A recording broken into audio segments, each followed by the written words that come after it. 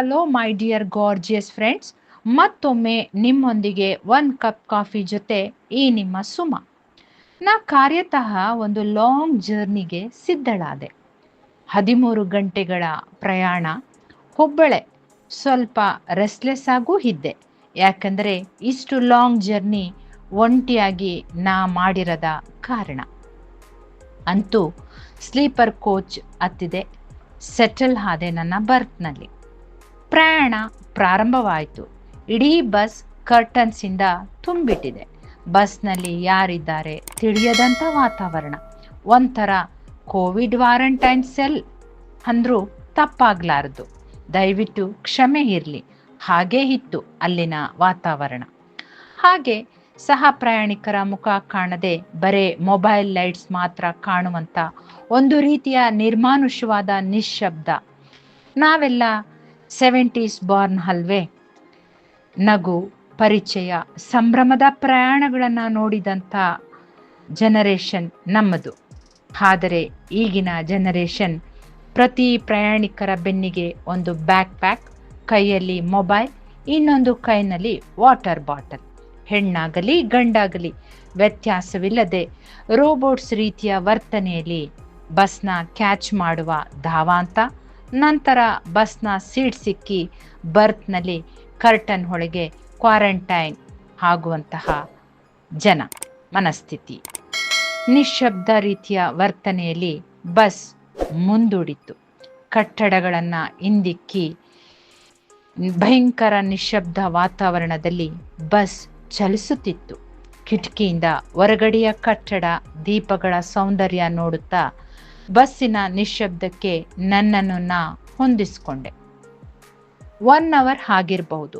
ಒಂದು ಅನೌನ್ಸ್ಮೆಂಟ್: ಊಟ ಮಾಡುವುದಾದರೆ ಮಾಡಿಕೊಳ್ಳಿ, ರೆಸ್ಟ್ ರೂಮ್ ಹೋಗುವುದಾದರೆ ಹೋಗಿ ಬನ್ನಿ, 20 ನಿಮಿಷ ಇಲ್ಲಿ ಬಸ್ ನಿಲ್ಲುತ್ತೆ ಎಂಬುದಾಗಿ. ಸಂಪೂರ್ಣ ನಿಶ್ಶಬ್ದವಿದ್ದ ಬಸ್ ಸಡನ್ ಆಗಿ ಜೀವ ಪಡೆದು ದಬ ದಬ ಎಂಬ ನಡಿಗೆಯ ಶಬ್ದದ ನಡುವೆ ಫೋನ್ನಲ್ಲಿ ಅಮ್ಮ, ಅಪ್ಪ, ಮನೆಯವರೊಂದಿಗೆ ಫೋನ್ ಮಾತನಾಡುವ ಸ್ವರಗಳ ನಡುವೆ ಬಸ್ಗೆ ಸಂಪೂರ್ಣ ಜೀವ ಕಳೆ ಬಂತು ಸ್ನೇಹಿತರೆ. ನಾವು ಕೂಡ ಹೇಳಿದೆ. ಗಾಳಿ ಚೆನ್ನಾಗಿತ್ತು. ಹಾಗೆ ಅಲ್ಲಿನ ವಾತಾವರಣವನ್ನು ನೋಡುತ್ತಾ ನಿಂತೆ. ನಮ್ಮ ಬಸ್ನಿಂದ ಇಳಿಯಲು ಒಬ್ಬ 80+ ಅಥವಾ 70+ ಇರಬಹುದು ಆಂಟಿ ಕಷ್ಟಪಡುತ್ತಿದ್ದರು. ಕೈಯಲ್ಲಿ ಊರುಗೋಲು ಇತ್ತು, ಹ್ಯಾಂಡ್ ಬ್ಯಾಗ್ ಕೂಡ ಇತ್ತು. ಅವೆರಡನ್ನ ಸಂಭಾಳಿಸುತ್ತಾ ಇಳಿಯಲು ಕಷ್ಟಪಡ್ತಿದ್ರು. ನಾ ಒಮ್ಮೆ ಅವರನ್ನು ನೋಡಿ ಕೈ ಚಾಚಿದೆ, ನನ್ನ ಕೈ ಹಿಡಿದು ಇಳಿಯಿರಿ ಎಂಬ ಅರ್ಥದಲ್ಲಿ. ಆಕೆ ತಕ್ಷಣವೇ ನನ್ನ ಕೈ ಹಿಡಿದು ಇಳಿದು ನಾ ರೆಸ್ಟ್ ರೂಮ್ಗೆ ಹೋಗಬೇಕು ಎಂಬುದಾಗಿ ಹಿಂದಿಯಲ್ಲಿ ಹೇಳಿದರು. ತಕ್ಷಣ ಅವರನ್ನು ಆ ಜಾಗ ಇರುವಲ್ಲಿಗೆ ಕರೆದುಕೊಂಡು ಹೋಗಿ 5 ರೂಪೀಸ್ ನಾನೇ ಪೇ ಮಾಡಿ, ಕಾರಣ ಆನ್ಲೈನ್ ಪೇಮೆಂಟ್ ಅದಾಗಿತ್ತು. ಯಾರೊಬ್ಬರಿಗೂ ಯಾರ ಕಡೆಯೂ ಗಮನಿಸುವ ವ್ಯವಧಾನವಿಲ್ಲ. ಗಮನಿಸಿದರೂ ರೋಬೋಟ್ ರೀತಿ ಫೋನ್ನೊಂದಿಗೆ ಅಥವಾ ನಿಂತು ಶಿಲೆಯಾಗಿ ನೋಡುವಂಥ ಮನಸ್ಥಿತಿ. ಅಂತೂ ಇಂತೂ ಡ್ರೈವರ್ ಅನೌನ್ಸ್ ಮಾಡಿದ್ರು, ಎಲ್ಲ ಮತ್ತೊಮ್ಮೆ ಜೀವ ಪಡೆಯುವಂತೆ ಬಸ್ಸಿನ ಸಹ ಪ್ರಯಾಣಿಕರು ಸೇರಿದರು. ಆಂಟಿ ಬಸ್ ಹತ್ತಲು ಸ್ವಲ್ಪ ತಡ ಮಾಡಿದರು.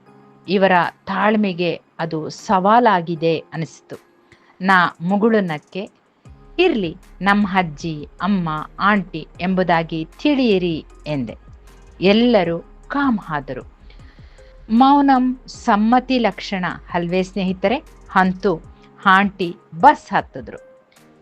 ನಾ ನಕ್ಕ ಕಾರಣ, ಕೊಟ್ಟ ನಗೆಯ ಕಾರಣ ಕೆಲವರು ಪ್ರತಿಸ್ಪಂದಿಸಿ, ಯಾವ ಊರಿಗೆ ನಿಮ್ಮ ಅಮ್ಮನ ಇವರು, ಹೀಗೆ ಪ್ರಶ್ನೆ ಕೇಳಿದರು.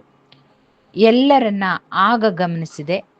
ಜೆನ್ಜಿ ಮಕ್ಕಳು 12 ಜನ ಇರಬಹುದು, ಹುಡುಗ ಹುಡುಗಿಯರು.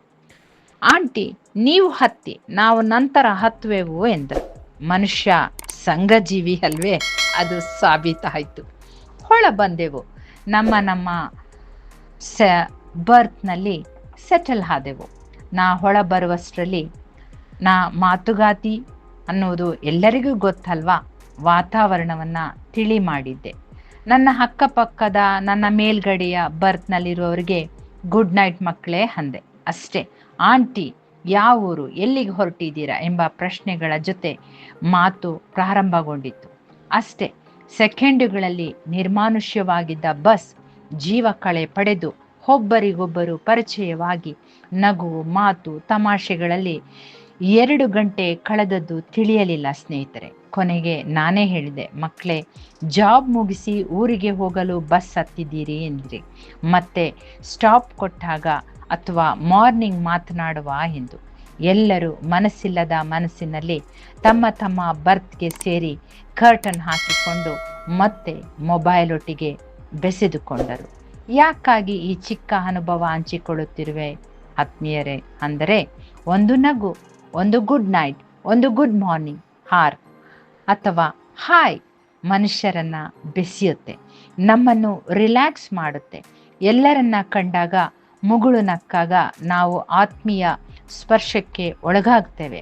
ಮೊಬೈಲ್ ರೋಬೋಟ್ ಮಾಡುತ್ತೆ ಪ್ರಿಯರೇ. ಅದೇ 4 ಜನ ಸಹ ಪ್ರಯಾಣಿಕರ ಜೊತೆ ಒಂದೆರಡು ಮಾತು ನಿರಾಳ ಮಾಡುತ್ತೆ.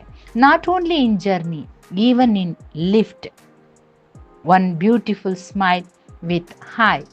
ಟ್ರೈ ಮಾಡಿ ನೋಡಿಮಾ. ಅಥವಾ ಪಾರ್ಕ್ನಲ್ಲಿ ಅಥವಾ ಪಾರ್ಕಿಂಗ್ ಸ್ಲಾಟಲ್ಲಿ. ಪರಿಚಯ ಬೇಕಿಲ್ಲ, ಒಂದು ಒಳ್ಳೆ ನಗು ಪ್ರತಿಯೊಬ್ಬರ ಹೃದಯ ಸಂಭ್ರಮಿಸುವ ಹಾಗೆ ಮಾಡುತ್ತೆ. ಟ್ರೈ ಮಾಡಿ, ಎನ್ವೈರ್ಮೆಂಟ್ನ ಆಹ್ಲಾದ ಮಾಡಿಕೊಳ್ಳಿ. Enjoy your time always. God bless. Have A beautiful day.